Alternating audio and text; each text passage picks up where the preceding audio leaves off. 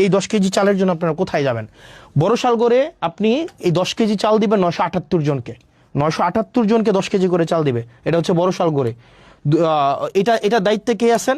এটার দায়িত্বে আছেন আপনার হচ্ছে আলহাজ আব্দুল আওয়াল চেয়ারম্যান। আপনার আওয়াল চেয়ারম্যানের কাছে যাবেন, ওনাকে গিয়ে বলবেন যে সবচেয়ে প্রান্তিক আয়ের 978 জন 10 কেজি করে চাল পাবে।